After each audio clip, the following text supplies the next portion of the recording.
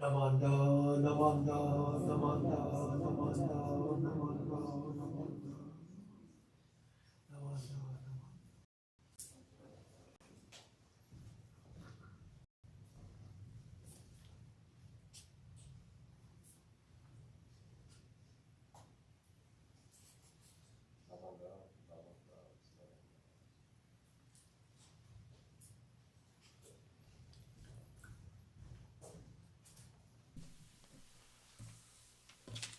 Good morning. Welcome to today's All Beings Memorial Service. My name is Kent Yoshiwara, and I'll be the service chairman for today. We will now have Sambujo on page 24 and 25, followed by the reading of the Hyobakumon, purpose of the service. Namanda, namanda, namanda.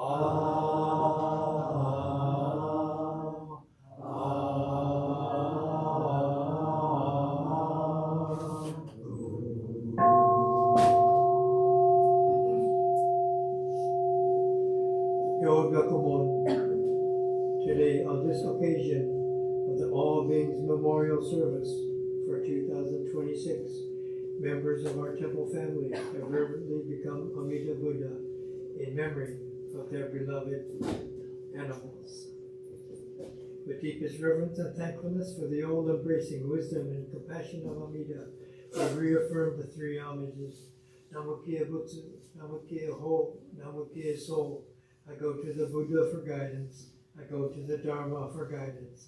I go to the Sangha for guidance. Please repeat the Nembutsu. Namo Amida Butsu. Namo Amida Butsu. Namo Amida Butsu.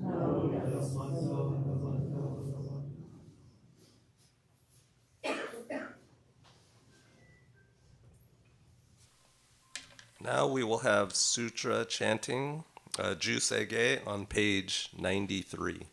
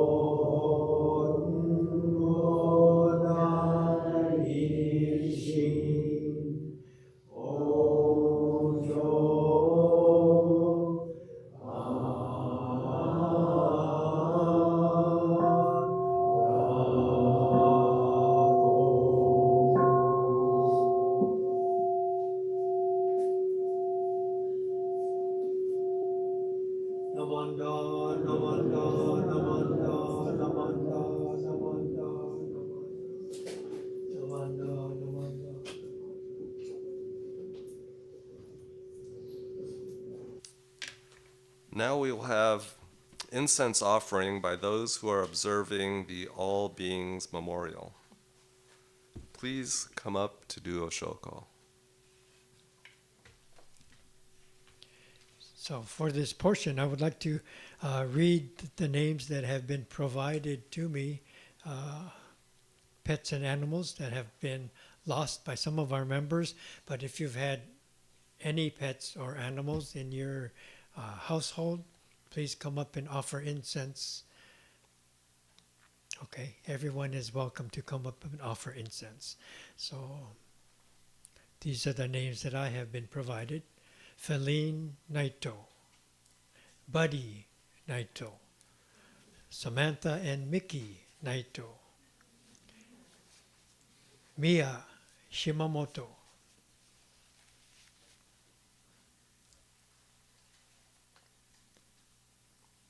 Half Moon Fujimoto, Quicker Fujimoto, Wingy, Sweetie, Hartman, Sadamori, and many, many more.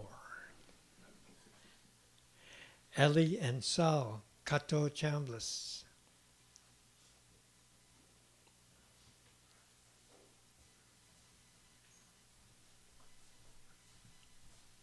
Evie and Hoobie, Piper.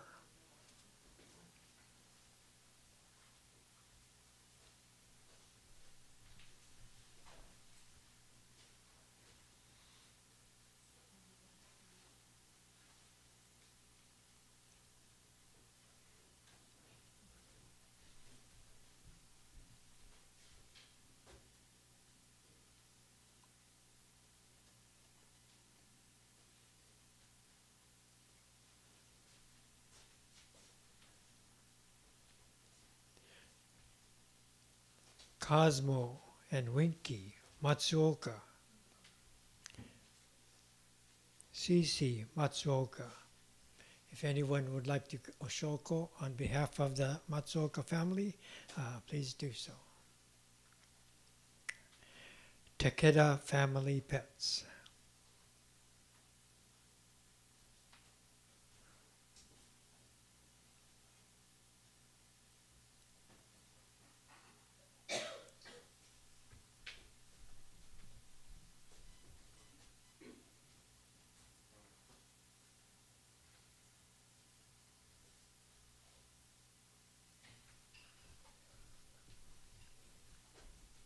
Dashi Fong.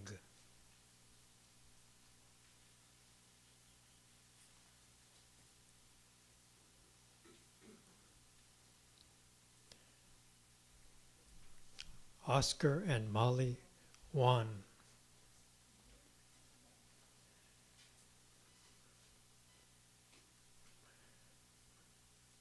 Hank Oda. Hot Dog and Sunshine Oda.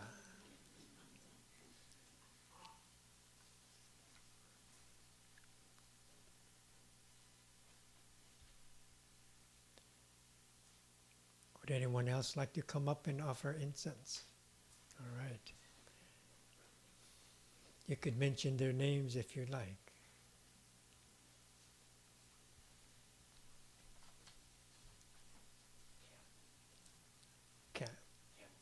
Camden. Okay.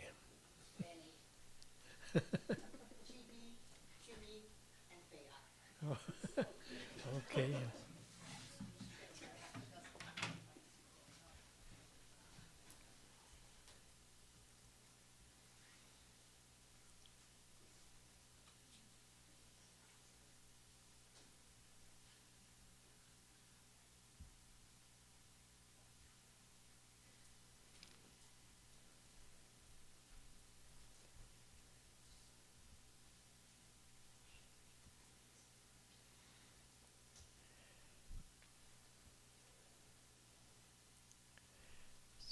So these are the all beings names and their people for 2026. Thank you very much. Please stand for Gatha Nembutsu 2 on page 100 of the White Book. and remain standing for the reading of the meditation number 4 on page 17 of the Purple Book.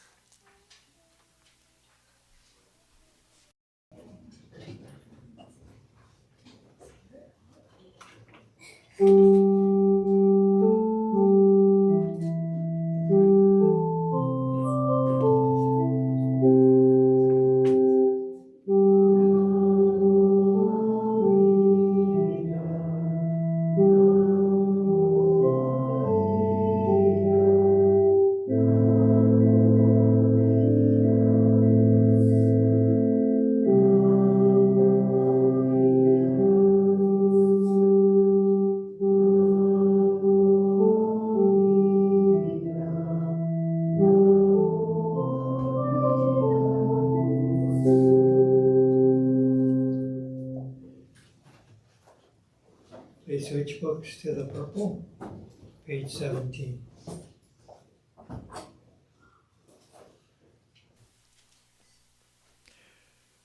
Meditation reading number 4. As the sun shines upon the earth, awakening into growth the seeds that lie dormant in the soil, may the light of wisdom shine into our minds and truly awaken us to our ignorance, and by this insight stir us to strive for a life of deeper understanding and enlightenment. Namo Amida Butsu. Namo Amida Butsu. Namo Amida Butsu. Namandav, Namandav, Namandav. Please be seated.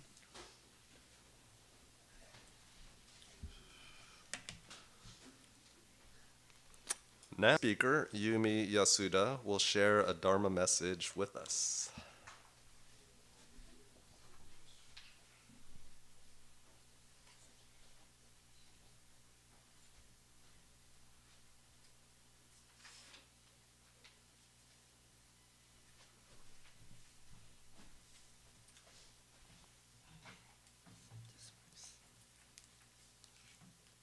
Good morning, everyone. Is this on? Yeah.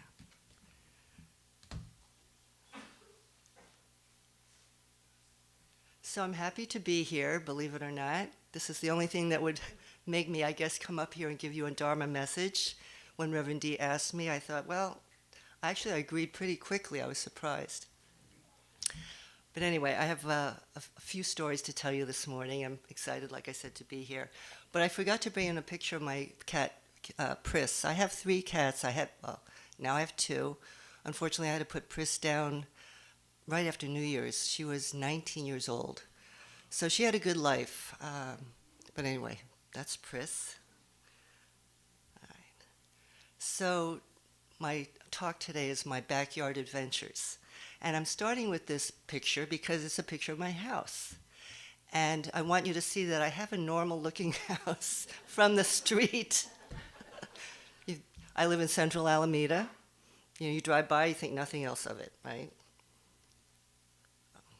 So I have a son and a daughter, but I think we were all kids. But when you have kids, they tend to come home and they say, I want a pet.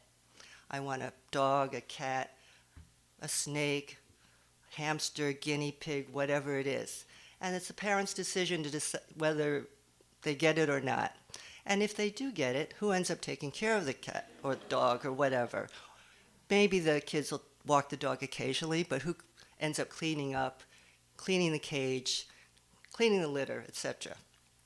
Anyway, so we did have cats. So I want to tell you, I did have a normal kind of pet household for a long time.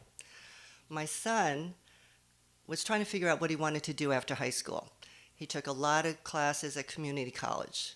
He was home maybe a little longer than he should have been, but anyway, he started taking classes at Merritt College. Merritt has a really good urban ecology coursework, and he was trying to figure out his future. He came home and he said, Mom, I think we need chickens. And I'm like, this is the thing. I'm a city girl. As a lot of you know, I was born in New York City, raised pretty much in the Jersey suburbs. I am not a rural whatever. I used to drive through towns that sold feed and hay, And I would say, I could never live in a town that sold feed and hay. So I said, well, I don't think we're ready for chickens. What do we know about chickens? He comes home with a box a couple weeks later, had 5 baby chicks. I'm like, oh my gosh, put them in the garage. I don't want them in the house. Where are we going to put these chicks? It was November, actually, so it wasn't normal breeding season. Usually, right, chicks, I guess, are born in the spring. Someone had raised these and was giving them away. So I'm looking up on the internet, what do we do? I knew they needed heat. He was saying, we need a heat lamp. It's November, we couldn't put them outside, not that we had a place for baby chicks. Now, baby anythings are so cute, right? And so after a couple of hours, I'm looking at these chicks in this box, and I said, okay, bring them in the house. This is one of them. They ended up in my office. We got big plastic bins, put newspaper on the bottom. I laid newspaper on the floor. I cordoned off like this area. My office is small, so extra bedroom. And there they were in the middle of my office. And I grew to love them immediately. Here they are. I think I have some videos too. This is how crazy I am. I don't know if you can hear the sound. I'm not sure about sound. So this is, yeah. They're very cute. Now, I didn't name them. I named them by their breed to help me learn about breeds. They were all different. So anyway, that's that. Oh, there's my cat. I was a little nervous because I had 2 cats at the time, and I wasn't sure how they would respond, but they were good. They just watched. They even watched when I had rats in the house, but that's another story. All right, let me go to the next one. There they are finally outside. They only stayed inside for a couple of weeks because, they're messy. And they got to the point where they could kind of hop out of their enclosure, and I'm like, I didn't want them running around the house. So they finally went outside. These are like their teenage years. They're very cute. So I had 5. The one second from the right turned out to be a rooster, which I didn't know. They try to sex them at birth because people really don't want roosters, but they're not 100% correct. So this is one of my favorite chickens, Buffy. She's a Buff Orpington. She had chicks.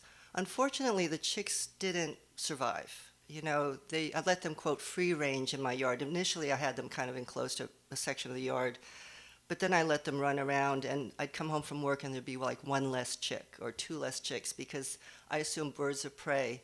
After hearing Di's talk, she mentioned a couple years ago how she saw a bird of prey come down and grab something out of her yard in the broad daylight. And raccoons don't come out usually during the day. So that was sad. They didn't really survive. But this is my rooster, who is beautiful. Usually males and bird species, I think, have more plumage. And he was gorgeous. I had him for a little while. And I only had one neighbor complain, leave a note on my door, which I was kind of surprised. Where's the microphone? But to wake up to that every morning around 4 o'clock for like 5 minutes of that, after a while I even got tired of that. And I had to relocate him. Once I started talking about chickens, I realized a lot of people, friends and people I would run into, have had chicken experiences. Their grandmas, or they're from, they're immigrants, whether in the Philippines, Mexico, wherever. They had chickens growing up. How many people here have had chicken?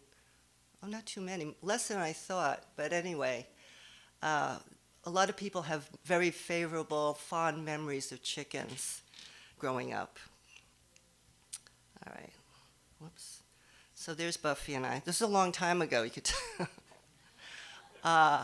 this is 2011 or 12. So she was in the duck spot. So the duck was patiently waiting for her to finish her business so he could assume his place over there in the corner. So they got along. Now, ducks are prolific layers.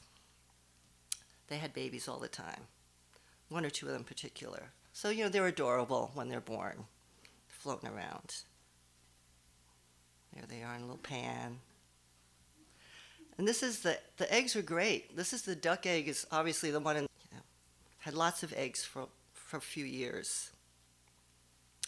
So I have a couple duck stories. The first one, I'll leave you with this photo. There he is, she is. I eventually had two drakes, two males in the yard, and they would fight. Males tend to fight for dominance, I guess, and it was not pleasant to watch them go at each other. I mean, their wingspan was probably like that, 3 feet or so, or a lot more. And there was one that was less aggressive than the other one. And after a couple of weeks, I said, I can't watch this anymore. It's kind of inhumane. So I said, I have to remove one of them, relocate one of them. I was too afraid to pick up the more aggressive one. Like I said, they have long claws, and he was mean. So I took the other one, which I called Buddy, because he was very sweet. I called a girlfriend. I said, I need you to come with me, because I'm going to drop Buddy off at this pond. I had scoped out an area, because I had been kind of planning for this. I scoped out a pond area that had a lot of ducks.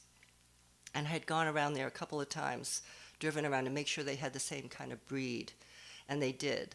So one weekend, I put them in a box, put them in the car, and we drove to this pond. We let him out by the water's edge, in an area where there weren't a lot of people, because a lot of people are there and there's lots of ducks. And he jumped out of the box, jumped in the water, and started swimming away. And I was really happy in one sense, but also sad that he didn't even turn around and wave goodbye.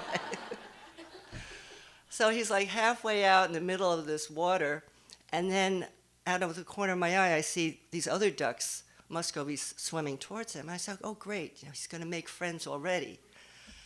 He sensed them too. He did a 180, because these were not friendly ducks. They were probably other males, and they sensed him in the water. And he comes swimming right back to me, jumps on the shore, runs to me between my legs. It's kind of sad. And I thought, uh-oh, I didn't even think of that, right? So I put him back in the car. We drove him to another pond. There's an area where there's lots of ponds, and let him out there. I figured he'd survive. They eat insects and grass, mostly insects. He, instead of jumping in the water this time, he walked up the hill, sat under a tree, and we stayed with him for a little while. We had to leave him there, and I haven't seen him since. That was quite a while ago. I used to go back to try to look for him. It was a place where I used to eat lunch when I was working in that area. I'd stop there for lunch and have my sandwich, and like I said, I never saw him again. I felt really kind of sad, but I was hoping that maybe he would find some friends. So that was kind of a sad story. Now, actually, after doing this presentation, I was thinking I should have taken two of them, a female to go with him, so he had a friend. But anyway, so you kind of learn from that. But hopefully he's okay. There I am. That's another female. So then, my son's still at Merritt College. He's taking another course. This isn't a matter of I have a couple other duck stories. Let me tell you this one. Ducks do eat feed. They eat insects, and actually they eat snails, and that was a positive because I had a lot of snails in my front yard. So I would go out at night with the flashlight and pick these snails and feed them to the ducks as treats the next day. But I realized, chickens, if you have chickens, you can't have a garden because they eat everything. So my yard was pretty bare. So I'm thinking, I started to buy lettuce at the grocery store. It's kind of crazy, or just to throw greens out there. Well, Nick had a friend who worked at East Ocean, happened to be Millie's nephew. And he was saying, the restaurant has plenty of greens that they put in the compost because the outer leaves of whatever veggies they serve. he said, call my aunt. So I called Millie up, and I said, could I have some greens? And she said, sure. So for every Saturday night, I would stop by the side of the restaurant. They leave boxes of greens out for me. So I'd pick up like 4 cases, and I'd bring them home. I did that for a couple of years, actually. And she said that we have more greens that'll fit in our compost. She was really happy to get rid of them. So that went on for a little while. And at some point, she said, well, if you ever have any duck chicks that you'd like to give away, I have a chef who would love to have some chicks. That's the exact reaction I had. I'm like, you put that in a sentence, Chinese chef and ducks, and what do you think? It's going to be dinner. And I was like, I really didn't want to do that. So I held her off for like over a year. And she says, well, she would keep asking every once in a while, not a lot. Finally, towards the end of my duck reign, I had 17 ducks in my backyard and a couple of chickens left. And I said, I got to call Millie. So I called Millie, and we arranged to have the chef get some of my ducks. I think we gave away maybe 6 or 7 at the time. But then I heard the backstory. And the backstory is the chef grew up in China with his family raising chickens and ducks. He considered them pets. And he, even to this day, would never eat fowl. So even though he would prepare them in the restaurant, he wouldn't eat them. To him, they were pets. And so when I heard that, I felt really bad. This is another situation where you have have a perception of something, a judgment, and then you're like, wow, I didn't even think of that. And I wasn't home when they picked him up. Millie brought him over to the house. Nick was home, and he said, Mom, when we were loading the car, the chef had tears in his eyes. He was so happy. And he had spent the weekend before, Millie told me later, that preparing his yard. He lived in unincorporated Castro Valley. He dug a pond. He got the fencing all set up. He was really excited. So that was a happy ending. Something, again, I learned about myself, not to prejudge a situation till you hear the whole story. Then Nick takes his class, Beneficial Beasts of the Garden. He builds a beehive for his class project. And then he says, Mom, I'm building another one for home. I'm like, okay. Now he's still living at home. I said, fine, bees can stay, they're against the back fence. They can stay there. You take care of them. Like an average, normal person, I wanted nothing to do with going near a beehive, much less opening it up and learning what's inside and what to do with them. But he was home, so that was his thing. Oh yeah, here we go. I have a little video. Yeah, there's a lot of bees. I mean, there's thousands in a hive. This is actually, they're going through, bees live about 6 weeks, well, except for the queen, who lives longer. But as they're developing, when they first are born, I guess, or whatever, they are trained to feed they're called nurse bees. They feed the larvae of the babies.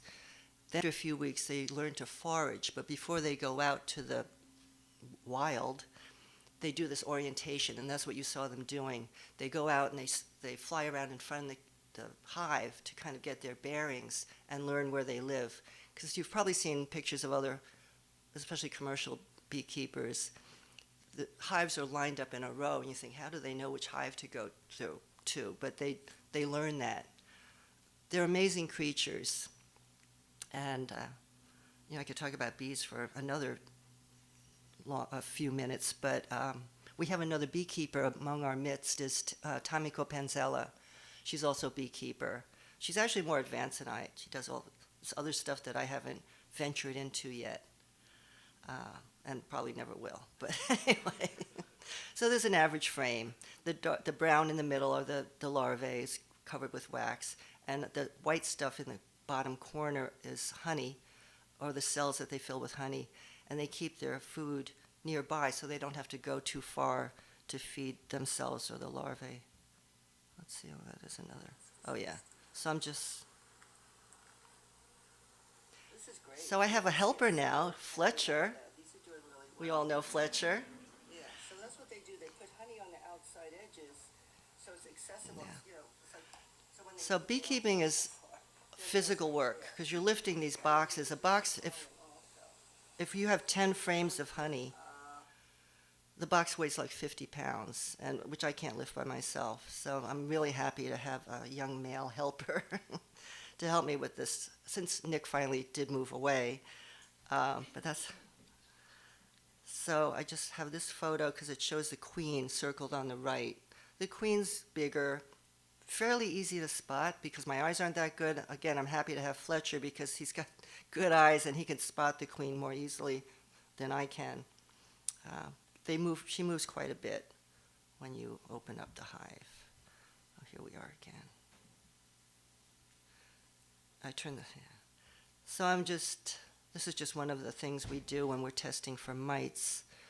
Mites are, I have to collect a half a cup of bees, put them in this jar. Mites are parasites, and mites carry disease. Mites don't kill the bees per se, but they carry the disease which kills the bees. I've lost hives a number of times over the years to mites, and so we do this test every month or so in the summer. Anyway, and here's my happy new beekeeper. All right. So this is my backyard in the summer. So I started planting sunflowers because I wanted a source of pollen. So I sow these sunflower seeds so they have plenty of pollen to collect. They don't have to go too far. They can fly up to a mile looking for pollen. The palm trees are in the yard behind me. Like I said, my yard's pretty small, and the hives are behind the sunflowers. So where am I? There I am. So now I sit out in the summer. You know, the sunflowers. The bees fly around. And then I notice I also have, it's not a great video, but the birds come around. They eat the sunflower seeds too. And then I noticed that the squirrels were coming. Now, squirrels can be pests. I mean, some people feed squirrels in their backyard. Others feel like they're pests. They really don't want them around. And once you start feeding them, they never leave. So let me go back a bit.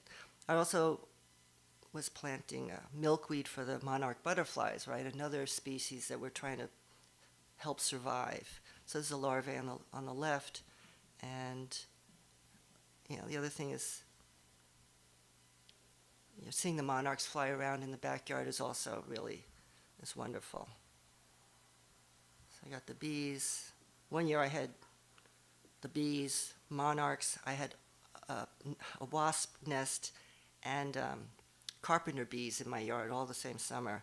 That was a lot of buzzing around. But then I had these squirrels, and this was not cute to me. They would climb up the stalks and eat, take a flower off. And it upset me because I wanted to harvest the seeds. But after I've witnessed this a few times, I had to, again, open my heart up and say, okay. It was kind of cute. But then on the picture on the right, he would bring the flower up onto my railing on the deck right outside my kitchen window and eat it right in front of me, for spite. And that really used to get me mad. Again, just for a few times. He'd leave a mess of all these husks right on the railing. I'm like, you can't even clean up after yourself. He left a mess. So in the morning I come down for coffee. I'd see him either eating or I'd see little piles of husks all along the railing. It was pretty funny. Last summer, actually around bazaar time, I saw this dragonfly also in my garden, which I had never seen a dragonfly. I don't live that close to the water, so I was surprised to see him there. So now we have blackbirds also, right? Which also people consider pests. They're noisy. They're very smart. they can be a little aggressive because I used to feed feed the squirrels. They would actually compete with the other animals for food. So there's a squirrel in the. So I had these two, I call them brothers, that used to come down. Actually, I saw them yesterday, and so my heart is opening up again after speaking with Charmin. If you ever speak to Charmin about blackbirds, she has a relationship with the blackbirds in the temple yard. And after hearing her stories, I thought, you know what, maybe they're not so bad after all. So I have a pan of water on the railing on the deck, and the bees drink actually a lot of water, so they're in there. And then the blackbirds also come down and drink water out of there, so it's kind of sweet. So, yeah, this is my happy squirrel. After he ate all my flowers, it's so funny. He'll go on the railing, on the fence on the side of the yard, and just lay there, and he's looking at me. I'm sure he's thanking me that I didn't chase him away.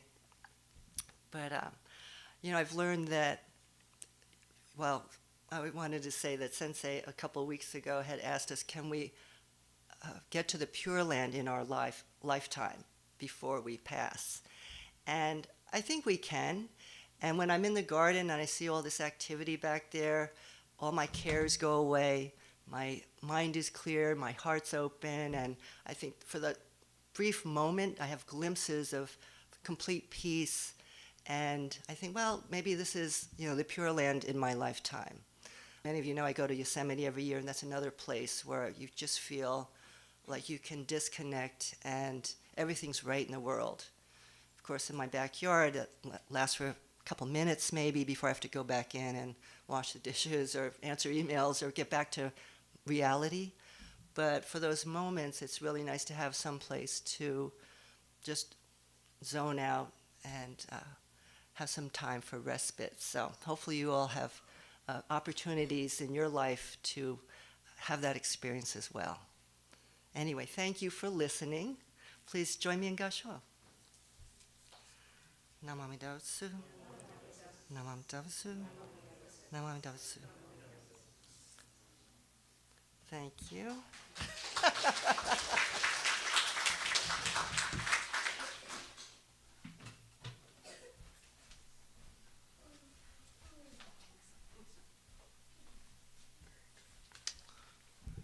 Thank you, Yumi, for your talk.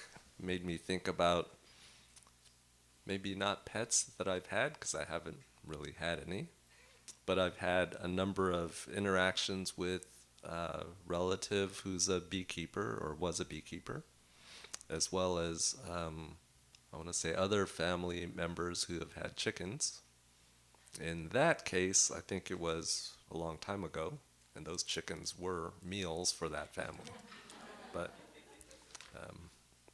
But anyway, it made me think. Thank you. Please stand for Gatha, May Peace Prevail, on page 89 and 90 in the White Book.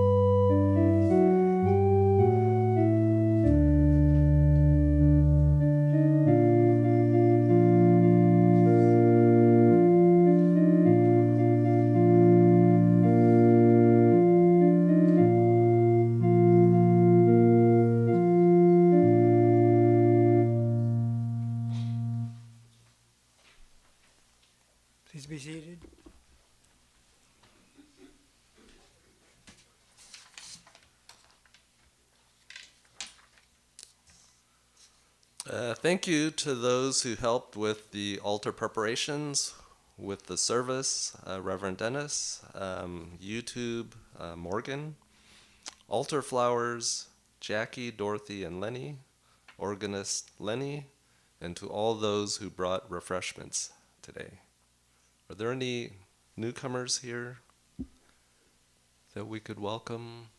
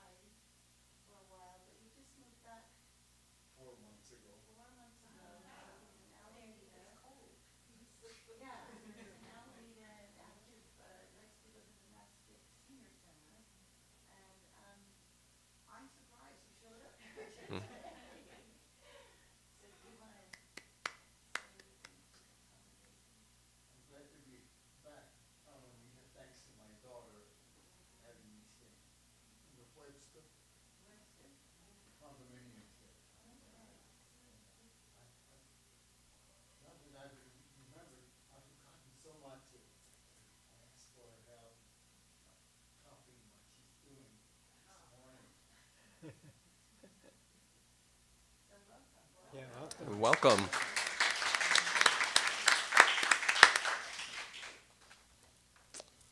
Announcements. Next Sunday, January 18th, family service and temple New Year's party.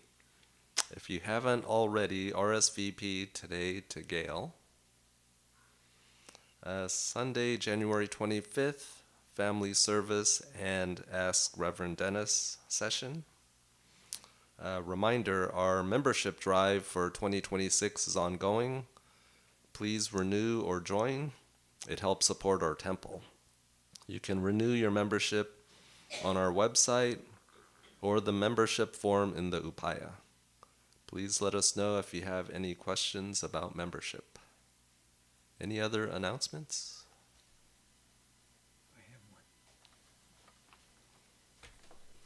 one. Yeah, I mentioned a few times that we received these safety masks from the Buddhist Church of Oakland, and they kind of look like these. They're cloth, okay?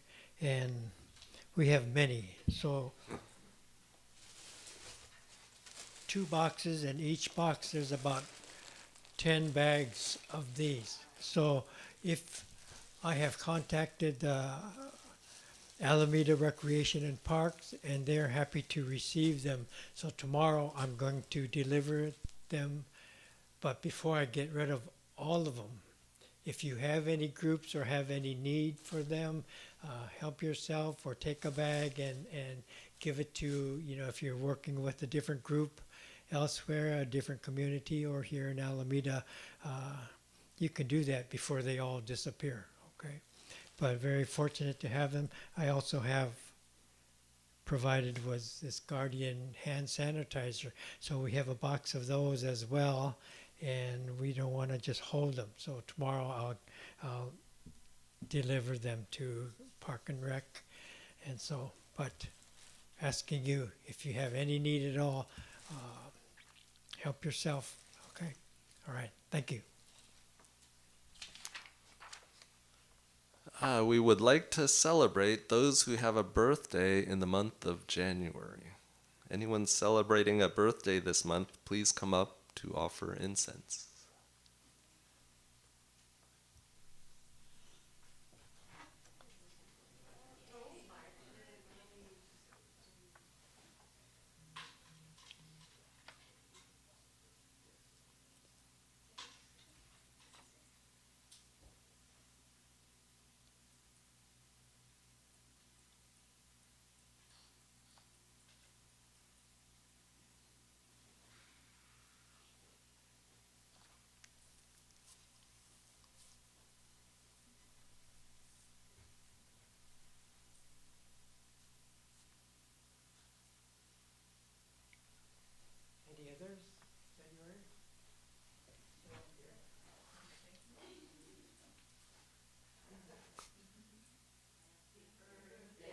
to you.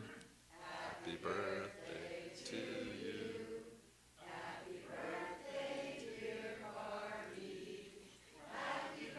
Day to you.